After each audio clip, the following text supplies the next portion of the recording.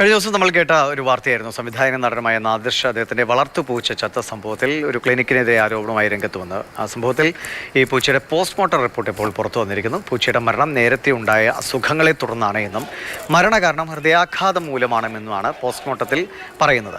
കഴുത്ത് വലിഞ്ഞു മുറുകിയുള്ള പാടുകളോ മറ്റോ ജഡത്തിൽ ഉണ്ടായിരുന്നില്ല. റിപ്പോർട്ട് പോലീസിന് കൈമാറി. ശ്യാം പ്രസാദ് ഉത്തമന് വിവരങ്ങളുമായിട്ട്. ശ്യാം, വളരെ രൂക്ഷമായ ഭാഷയിലായിരുന്നു നാദിർഷ ഇക്കാര്യത്തിൽ സോഷ്യൽ മീഡിയയോട് പ്രതികരിച്ചത്. ആ ക്ലിനിക്കിനെതിരേക്ക് അദ്ദേഹം ആരോപണം ഉന്നയിച്ചിരുന്നു. ഇപ്പോഴെന്താണ് പോസ്റ്റ്മോർട്ടം റിപ്പോർട്ട് വ്യക്തമാക്കുന്നത്? പോലീസിന്റെ തുടർ നടപടികൾ എന്താണിനി?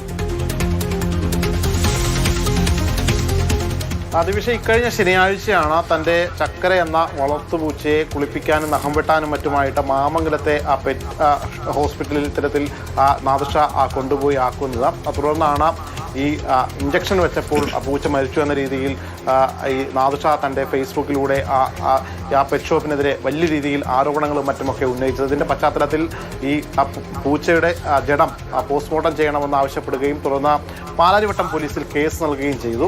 ഈ പൂച്ചയുടെ ജഡം പോസ്റ്റ്മോർട്ടം ചെയ്തതിൽ നിന്നാണ് ഇപ്പോൾ പുറത്തു വന്നിരിക്കുന്ന വിവരം. പൂച്ചയുടെ മരണകാരണം ഹൃദയാഘാതമെന്നാണ്. അത് മുൻപുണ്ടായിരുന്ന അസുഖങ്ങളെ തുടർന്നുണ്ടായ ഹൃദയാഘാതമാണ്. അല്ലാതെ ഇവർ നേരത്തെ ആരോപിച്ചിരുന്നത് പൂച്ചയെ ചരടിട്ട് കെട്ടി വലിച്ചു എന്നടക്കമുള്ള ആരോപണങ്ങൾ ഈ പെറ്റ് ഷോപ്പിനെതിരെ ഉയർന്നിരുന്നു. ഇതിൻ്റെ പശ്ചാത്തലത്തിൽ ഈ പൂച്ചയുടെ രോഗം ഉൾപ്പെടെ ഷേവ് ചെയ്ത് ഇത് സംബന്ധിച്ചുള്ള വിശദമായ രീതിയിലുള്ള പരിശോധനയും മറ്റുമൊക്കെ നടത്തി.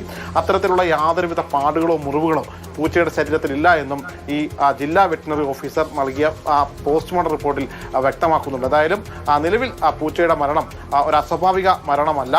സാധാരണഗതിയിൽ ഹൃദയാഘാതം മൂലമുണ്ടായ മരണം എന്ന രീതിയിലാണ് ഇപ്പോൾ നൽകിയിരിക്കുന്ന പോസ്റ്റ്മോർട്ടം റിപ്പോർട്ട്. ഇതിന്റെ പശ്ചാത്തലത്തിൽ പോലീസ് മറ്റ് നടപടികളെല്ലാം തന്നെ വിവരങ്ങൾ നൽകിയത്.